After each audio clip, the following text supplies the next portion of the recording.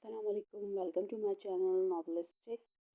वो मेरा साहिबा किस नंबर 19। जिन्होंने पुरानी एपिसोड्स नहीं पढ़ी वो मेरे चैनल विजिट करके पुरानी एपिसोड्स पढ़ सकते हैं। नादिया को यही टेंशन थी कि इनके बाद मिरहा का क्या होगा, इनके मुस्तकबिल का क्या होगा। एक तो मिरहा के पेपर्स वैसे ही इनकी बीमारी की वजह से रह गए थे, इसलिए एक साल इनको मज़ीद और लगता पेपर देने में। इसलिए जब मिरहा ने इनसे बात की, वहाँ शिफ्टिंग का बताया, तो वो फ़ौरन ही राज़ी हो गई थी। काम उन्होंने कुछ दिनों के लिए वैसे ही छोड़ रखा था कि इनकी तबीयत सही नहीं थी।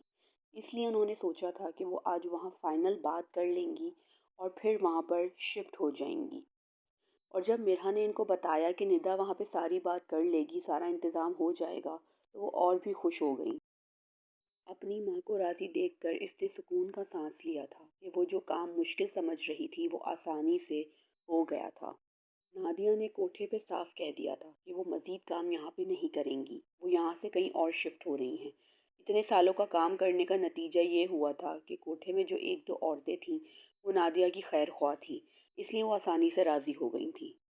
नादिया ने इन्हें हकीकत नहीं बताई थी कि वो कौन से शहर जा रही हैं। वो चाहती थी वो सबसे दूर रहें और हमेशा के लिए ये काम छोड़ दें। वो सबसे मिलकर घर आईं और अपनी पैकिंग में मसरूफ़ हो गई थीं। उन्होंने सोच लिया था कि एक हफ्ते में यहाँ का सारा सामान बेचकर वो हमेशा के लिए इस्लामाबाद जाकर नई ज़िंदगी शुरू करेंगी।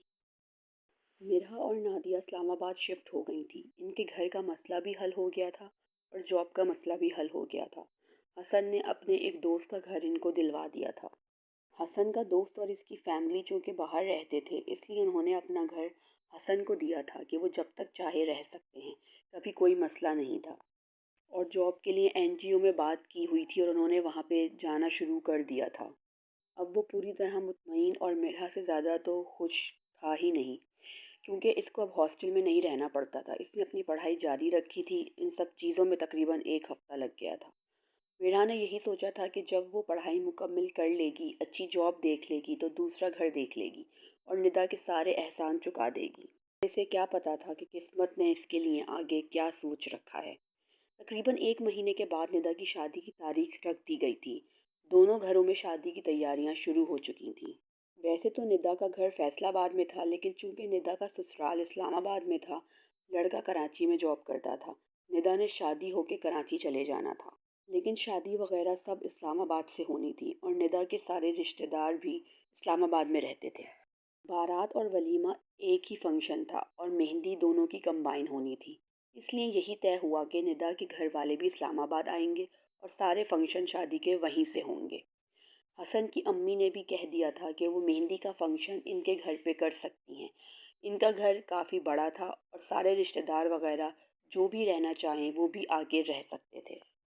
तैयारियां शुरू हो चुकी थीं। निदा हर जगह मिरहा को साथ लेके जाती थी शॉपिंग करने के लिए, ताकि थोड़ा बाहर निकाल सके इसको।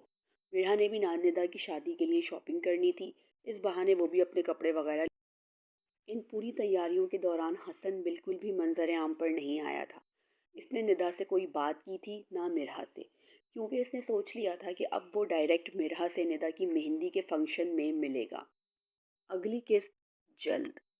अगर आपको मेरी वीडियोस अच्छी लगती हैं तो चैनल को लाइक करें, शेयर करें, सब्सक्राइब करें और बेल आइकन प्रेस करना मत भूलिएगा। Thanks for watching.